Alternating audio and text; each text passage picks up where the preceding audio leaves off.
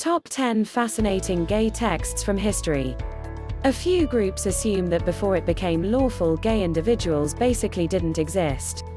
Since February is LGBTQ History Month, it very well may be a smart thought to think back in history and see a portion of the works that have been made due by and about gay individuals.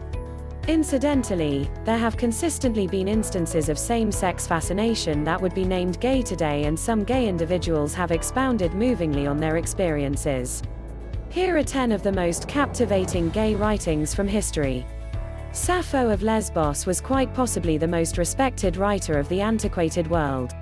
Brought into the world around 630 BC, she was called by some the 10th Muse, on account of the magnificence of her words.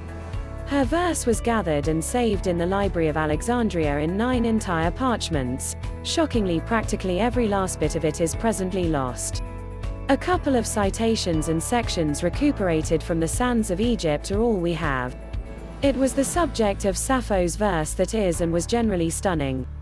In When Ladies Were Intended to Be Quiet and Generally Undetectable, she expounded unequivocally on the affection that created between ladies. There's an explanation both sapphic and lesbian came to mean gay relations between ladies. A portion of her sonnets expresses the delights that affection between same-sex love can bring. Others address the agony that accompanies parting. Frankly, I want to be dead. At the point when she left, she sobbed. An extraordinary arrangement, she said to me. This splitting should be suffered, Sappho. I go unwillingly. 9 Catullus. Catullus was a Roman writer of the primary century BC. He knew every one of the main individuals in Rome and regularly remembered them for his verse. Cicero, Pompey the Great, and Julius Caesar, all elements in his work. Not every one of them was glad, given the tone of his work. Catullus was a scorching author who ridiculed others' quirks. Caesar imagined that Catullus had truly hurt his standing with his verse. However, when Catullus apologized, he welcomed him to dinner. One of Catullus' #1 themes was love, or if nothing else, sex. Such a relationship shows up in his gay works. Catullus discusses his own associations with men. Your sugary eyes, Juventus. If one should release me on kissing still, I would kiss them multiple times. Nor would I figure I ought to at any point have enough. Not if the collection of our kissing were thicker than the ready ears of corn. Not the entirety of his sonnets is so delicate. One is practically untranslatable in light of the dingy language he delivers to 2 of his male critics. Because you've perused of my incalculable kisses, do you consider less me as a man? I will sodomize you and skull ***ku. O cuckoo that sang to us and craftsmanship escaped. Where'er thou wanderest, on whatever shore thou lingerest now, all men bewail you dead. They say our cuckoo will return no more. These are the expressions of probably the best psyche of the 8th century, grieving one of his male companions, leaving his religious community. Alcuin of York was a priest and researcher who got perhaps the nearest counsel. He likewise turned out to be exceptionally near a portion of different priests he lived and worked with. The cuckoo of the sonnet above was one of Alcuin's partners who needed to leave. Alcuin the elderly person thinks long for thee. It was not just in verse that Alcuin communicated his adoration for different men. A portion of his letters to different men have been viewed as delightful instances of gay love letters. I think about your adoration and kinship with such sweet recollections, Reverend Diocesan, that I long for that beautiful time when I might have the option to grip the neck of your pleasantness with the fingers of my longings. Oh, if just it were conceded to me, to be moved to you, how I would sink into your hugs, what amount would I cover, with firmly squeezed lips, your eyes, ears, and mouth, yet also your every finger and toe, not once but rather numerous a period. On the off chance that you save individuals in an equivalent sex climate for extensive stretches of time, you regularly track down that profound enthusiastic securities structure. Some of the time these overflow from the limits of kinship into heartfelt pairings. It is genuine now, and it was valid in the predominantly female universe of Middle Age religious shelters. The nuns of these foundations have left put down accounts of their commitment to each other that it is extremely simple to peruse as gay. I love you regardless of anything else. Only you are my affection and want. Like a turtle dove who has lost her mate. Furthermore, stands everlastingly on the fruitless branch. So I lament interminably. Until I make the most of your adoration again. This letter was composed between two Bavarian nuns during the 1100s, and others of a comparable age survive. Everything wonderful and great. Without you seems like mud underneath. I shed tears as I used to grin. Also, my heart is rarely happy. At the point when I review the kisses you gave me. What's more, how with delicate words you stroked my little bosoms. I need to kick the bucket. Since I can't see you. The shepherd Corydon with adoration was terminated. For reasonable Alexis, his own lord's euphoria. No space for the trust had he, yet, nonetheless. The thick-leaved shadowy taking off the beech tree forest. Still would he frequent, and there alone, as subsequently. To woods and slopes pour forward his unstudied strains.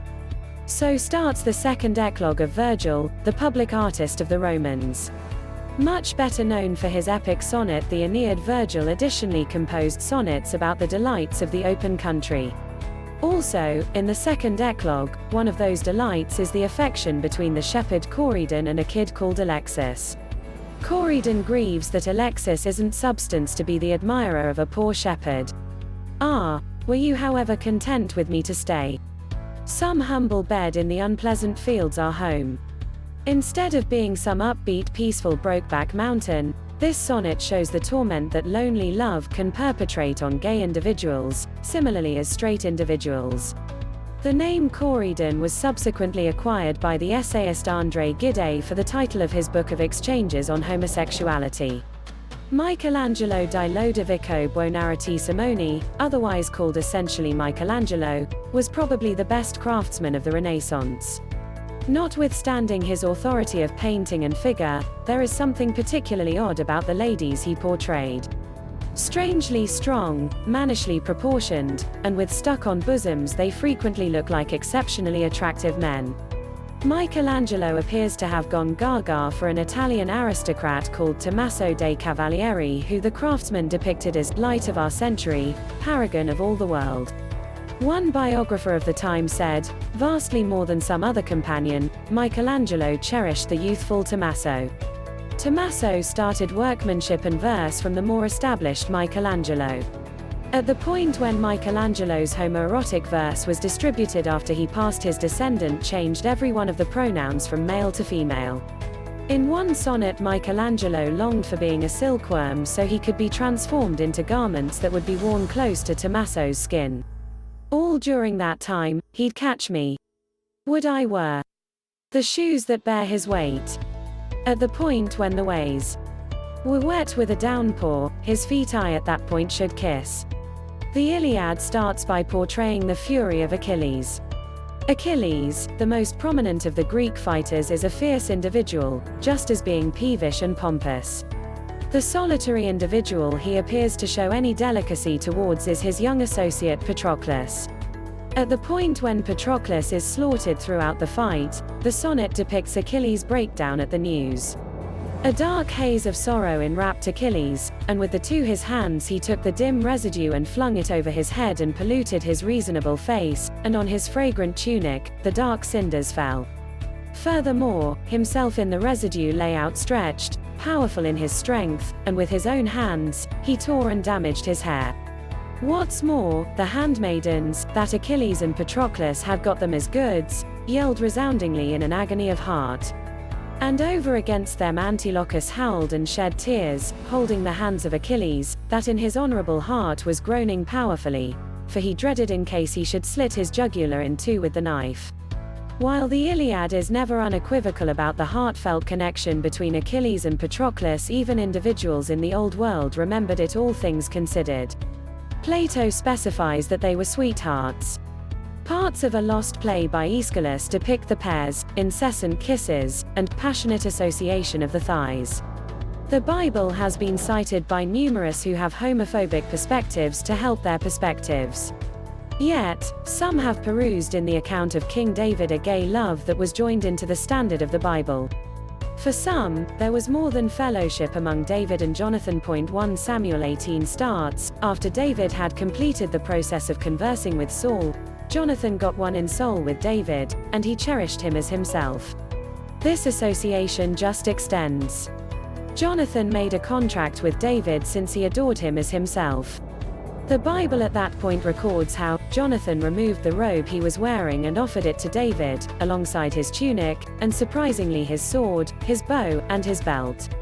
Multiple times it is said that Jonathan cherished David, as he cherished himself.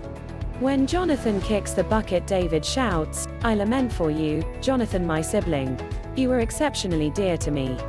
Your adoration for me was great, more magnificent than that of ladies." Some have questioned the gay perusing of this story, however it has carried solace to some gay Christians. At the point when love turns out badly, be it gay or straight, it can turn out badly. For Oscar Wilde, it went pretty much as off base as possible perhaps go. Wilde endured one of the most noticeably terrible tumbles from the statues of achievement in the Victorian period. An artist, creator, and writer, Wilde was a dad and spouse, yet he likewise had a preference for gay sex in male houses of ill repute and with youthful sweethearts. At the point when the Marquis of Queensberry protested Wilde's relationship with his child Alfred Bosie Douglas, 16 years his lesser, it prompted preliminaries that saw Wilde secured for 2 years. In his prison cell, Wilde had the opportunity to think about his relationship. Why?